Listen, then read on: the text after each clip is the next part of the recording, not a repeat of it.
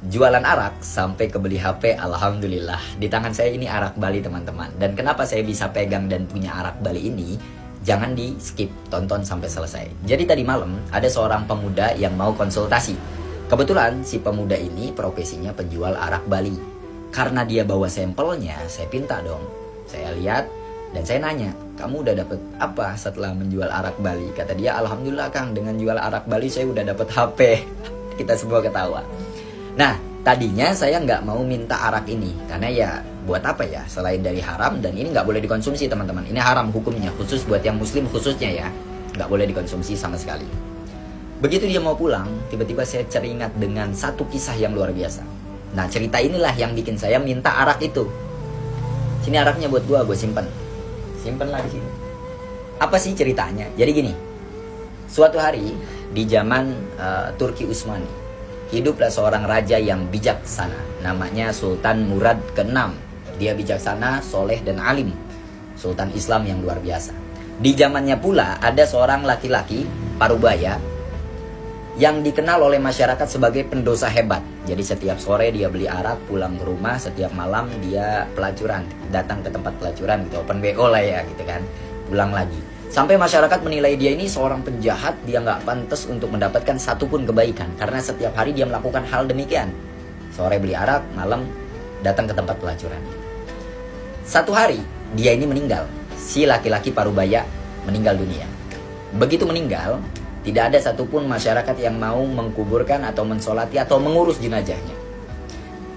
Tiba-tiba suatu malam, pada malam yang sama, jadi meninggalnya sore, malamnya si Raja Murad ini di istananya, dia gundah.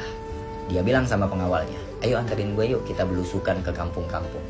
Ketika belusukan, dia melihat ada mayat yang tergeletak di jalan dan tidak diurus. Ditanya dong ke masyarakat, ini mayat siapa? Kata masyarakat, itu adalah mayat seorang pendosa jindik yang gak pernah ibadah, dia melakukan kesalahan, keburukan dan lain-lain. Padahal orang ini menyembunyikan kebaikannya. Akhirnya kata Sultan Murad ini, meskipun dia seorang pendosa hebat, setidaknya dia umat Rasulullah yang harus kita hargai dan kita muliakan. Dibawa nih sama si Sultan ke rumahnya si laki-laki itu. Setelah tahu istrinya bahwa si suaminya meninggal, istrinya nangis total pokoknya. Nah, Sultan Murad ini iseng nanya dong ke istrinya, kenapa sih suami kamu kok nggak ada yang mau nyolatin, nggak ada yang mau ngurus jenazahnya? Katanya dia pendosa, pemabuk, pezina. Si istrinya bilang, sebenarnya setiap sore dia beli arak. Dia beli arak, kemudian dia pulang. Araknya dibuang ke toilet. Dengan harapan pada malam itu dia mengurangi dampak orang yang mabuk. Yang harusnya orang itu mabuk minum arak yang dia beli, mungkin ngebunuh orang. Dengan dia beli, jadi berkuranglah maksiat pada malam itu. Nah, setiap malam dia datang ke tempat pelacuran open BO, masuk ke kamarnya si cewek nih yang jual dirinya, dibayar. Berapa satu malam? 500 misalnya. Nih, dibayar 500. Tutup pintu sampai pagi, jangan biarkan satupun laki-laki masuk karena lu udah gua beli.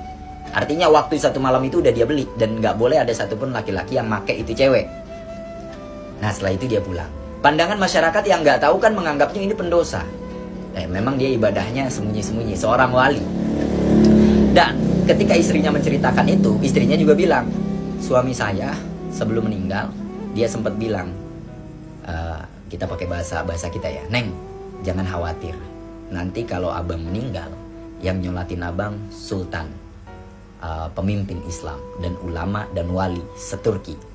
Akhirnya Sultan Murad mendengar itu langsung nangis. Demi Allah, saya Sultan Murad ke-6. Dan besok pagi kita sholati jenazahnya dengan para wali, para ulama di Turki itu dikumpulkan untuk mensolati jenazahnya tersebut. Nah, akhirnya saya bilang dalam hati, wah ini araknya gue ambil, mau gue buang, cuman belum sempat dibuangnya teman-teman. Kita masih ngeliat-liatin penelitian. Dengan harapan saya pinta arak ini mengurangi orang yang harusnya tadi malam mabuk jadi nggak mabuk dengan araknya kita ambil. Ada banyak jalan menuju Tuhan. Jangan pernah merasa diri kita lebih baik dari yang lainnya sampai menjustifikasi bahwa orang tidak berhak untuk menjadi lebih baik dari hari sebelumnya. Kita nggak tahu taufik, fadl, hidayah Allah datangnya dari mana. Itulah sebab kenapa saya nggak fanatik. Apapun agamanya, apapun profesinya, seburuk apapun masa lalunya, dia adalah umat Nabi Muhammad SAW.